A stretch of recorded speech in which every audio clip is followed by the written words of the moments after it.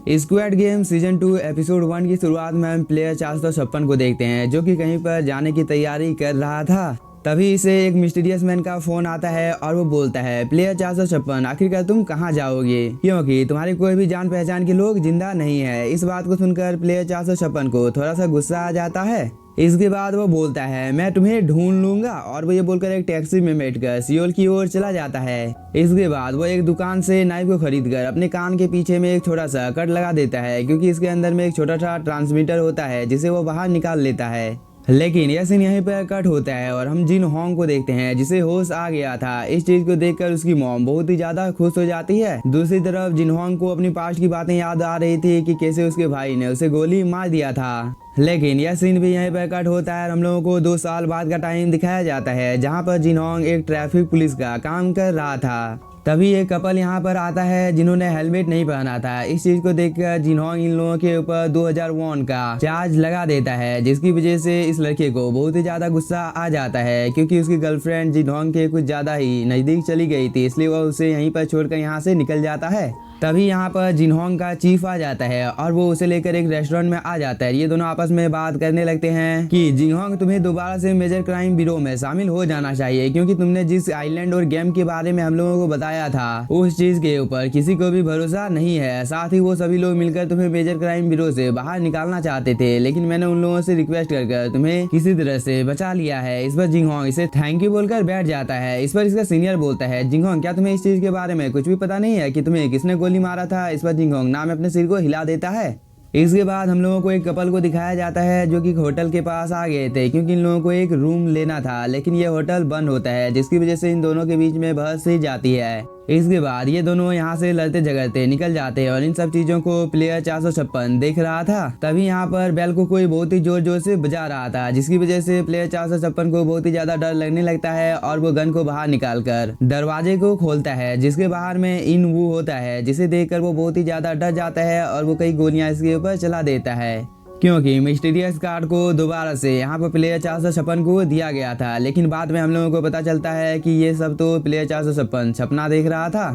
इसके बाद यहाँ पर एक गैंग लीडर आ जाता है जो कि प्लेयर 456 के लिए खाना लेकर आया था। इसके बाद वो बोलता है, तुम्हें इतनी ज्यादा टेंशन लेने की कोई भी जरूरत नहीं है, क्योंकि वो आदमी बहुत ही जल्द मिल जाएगा। इस पर प्लेयर 456 बोलता है, क्या तुम लोगों को उस आदमी के बारे में कुछ भी पता चला है। इस पर ये गैंग लीडर नाम अपने सिर को हिला देता है। इस बार प्लेयर 456 बोलता है, तुम लोगों को किसी भी हालत में उस आदमी को ढूंढना होगा, चाहे इस चीज में कितना भी ज्यादा पैसा क्यों ना लगे, मैं तुम लोगों को दूंगा और तुम अपने आदमियों की तादाद को भी बढ़ा दो। इसके बाद वो यहाँ पर इस गैंग लीडर को बहुत ही ज्यादा पैसे दे देता है, जिसे पाकर वो बहुत ही ज्यादा खुश हो जाता है। इसके बाद वो अपनी कार में जाकर बैठ जाता है और वो अपने साथियों को बोलता है, कल से हम लोगों को और भी ज्यादा आदमी की जरूरत पड़ने वाली है। इस बात को सुनकर इस दूसरे आदमी को थोड़ा सा गुस्सा आ जाता है और वो बोलता है, क्या आपको सच में उस पागल आदमी के ऊपर भरोसा है। इस बार गैंग लीडर बोलता है, मैं ये सब चीज यहाँ पर पैसों के लिए कर रहा हूँ जो कि मुझे मिल रहे हैं, और जो कोई भी उस आदमी को ढूंढ कर निकालेगा मैं उसकी टीम को 500 मिलियन वॉन दूंगा। इस बात को सुनकर ये सभी बहुत ही ज्यादा खुश हो जाते हैं। दूसरी तरफ हम जुनहोंग को देखते हैं जो कि एक बोट के पास आ जाता है और वो समुद्र में उस मिस्टीरियस आइलैंड की तलाश करने के लिए जाने लगता है। इस बार बोट का ओनर बोलता है, पिछले 1.5 साल से हम तुम्हारे इस मिस्टीरियस आइलैंड की खोज कर रहे हैं, लेकिन इस चीज का हम लोगों को अब तक कुछ पता नहीं चला है, इसलिए मुझे लगता है कि मैंने तुम्हें उस दिन बचाकर बहुत ही बड़ी गलती की थी। दूसरी तरफ हम गैंग लीडर को देखते हैं जो कि इस मिस्टीरियस मैन के बारे में अपने सभी साथियों को बता रहा था कि ये आदमी 6 फुट का है और ये एक गेम खेलता है, और जो कोई भी इसे ढूंढ लेगा मैं उसे 500 मिलियन वॉन दूंगा। इस बात को सुनकर ये सभी बहुत ही ज्यादा खुश हो जाते हैं। इसके बाद ये सभी इस मिस्टीरियस मैन को ढूंढने के काम में लग जाते हैं और इन सब चीज की जानकारी प्लेयर 456 को ये सभी लोग दे रहे थे। दूसरी तरफ हम जिन्होंग को देखते हैं जो कि इस मिस्टीरियस आइलैंड की खोज कर रहा था, जिसके ऊपर फर्स्ट सीजन में गेम खेला गया था, लेकिन बहुत ही ज्यादा ढूंढने के बाद भी उसे यह आइलैंड नहीं मिलता है, जिसकी वजह से वह थोड़ा सा निराश हो जाता है। और ऐसे ही इस मिस्टीरियस मैन उन मिस्टीरियस आइलैंड को ढूंढते ढूंढते कई दिनों का टाइम बीत जाता है। दूसरी तरफ हम गैंग लीडर को देखते हैं जो कि स्टेशन पर बैठकर खाना खा रहे थे और ये दोनों प्लेयर 456 के बारे में बात कर रहे थे। लेकिन तभी इन दोनों की नजर इस मिस्टीरियस मैन के ऊपर पड़ जाती है, जिसे देखकर ये दोनों प्लेयर 456 को फोन करते हैं और इस मिस्टीरियस मैन के बारे में प्लेयर 456 को सब कुछ बता देते हैं, जिसका नाम सोंग किंग वू होता है, जो कि बोलता है तुम लोगों को किसी भी हालत में इस आदमी का पीछा करना है। इस बात को सुनकर ये दोनों मिस्टीरियस मैन का पीछा करने लगते हैं, लेकिन जाने से पहले मिस्टीरियस मैन ने इस मिस्टीरियस कार्ड को इस लड़के को दे दिया था। इसके बाद हम कुछ देर बाद का टाइम देखते हैं जहां पर मिस्टीरियस मैन ने बहुत सारी लॉटरी की टिकट और ब्रेड को खरीद लिया था। इसके बाद वो इन सब चीजों को लेकर गरीब आदमियों के पास चला जाता है और इन दोनों में से किसी एक को चुनने को कहता है।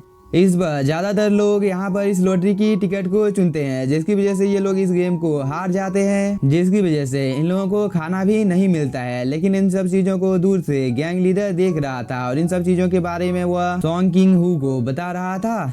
दूसरी तरफ मिस्टीरियस मैन ने उसके पास जितना भी ज्यादा खाना था उन सभी को वह डिस्ट्रॉय कर देता है। इसके बाद वह बोलता है, यहाँ पर जितना भी ज्यादा खाना बर्बाद हुआ है उन सब की जिम्मेदारी तुम लोगों की है, क्योंकि मैंने तुम लोगों को एक मौका दिया था लेकिन तुम लोगों ने अपनी किस्मत को चुना था। यह बोलने के बाद वो यहाँ से निकल जाता है और गैंग लीडर अभी भी इसका पीछा कर रहा था। इसके बाद वो प्लेयर 456 को फोन लगाता है। तुम अभी कहाँ पर हो? इस पर प्लेयर 456 बोलता है, मैं बहुत ही जल्द तुम लोगों के पास पहुँचने वाला हूँ, और वो ये बोलकर अपना चालान कटवा कर यहाँ से निकल जाता है। लेकिन जैसे ही प्लेयर 456 के नाम के बारे में चुनहांग को पता चलता है वो थोड़ा सा शॉक हो जाता है। दूसरी तरफ गैंग लीडर की मिस्टीरियस मैन के साथ फाइट हो जाती है, लेकिन मिस्टीरियस मैन बहुत ही ज्यादा स्ट्रांग होता है, जिसकी वजह से ये दोनों ज्यादा देर तक मिस्टीरियस मैन के सामने टिक नहीं पाते हैं। दूसरी तरफ चुनहांग मिस्टर सॉन्ग के बारे में पता लगा रहा था, लेकिन यह सीन यहीं पर कट होता है और हम मिस्टर सॉन्ग को देखते हैं जो कि गैंग लीडर की तलाश करते करते इस जगह पर आ जाता है। लेकिन बहुत ही ज्यादा ढूंढने के बाद उसे गैंग लीडर कहीं पर भी नहीं मिलता है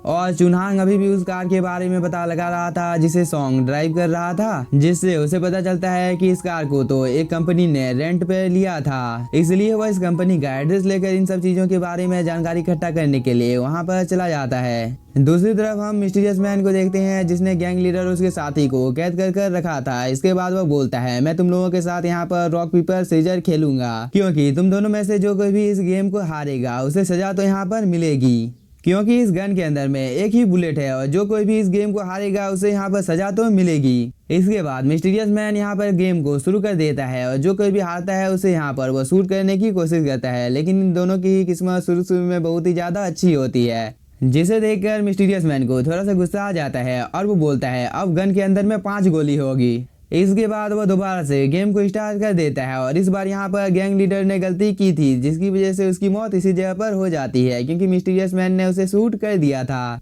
दूसरी तरफ हम चुनहांग को देखते हैं जो कि उस कंपनी के बारे में पता लगाने के लिए गैंग लीडर के केबिन में घुस जाता है, जहां पर उसे बहुत सारी इन्फॉर्मेशन मिलती है, साथ ही उसे यह मिस्टीरियस कार्ड भी मिलता है। लेकिन तभी कमरे के अंदर में और एक आदमी आ जाता है और वो खिड़की को खुला देखकर इसे बंद कर दोबारा से वो यहाँ से निकल जाता है और चुनहांग यहाँ पर दोबारा से इस कमरे की तलाशी लेने लगता है। लेकिन यह सीन यहीं पर कट होता है और हम मिस्टीरियस मैन को देखते हैं जो कि सोंगयुन के होटल में इसका इंतजार कर रहा था और सोंगयुन इस मिस्टीरियस मैन को देखकर थोड़ा सा डर जाता है।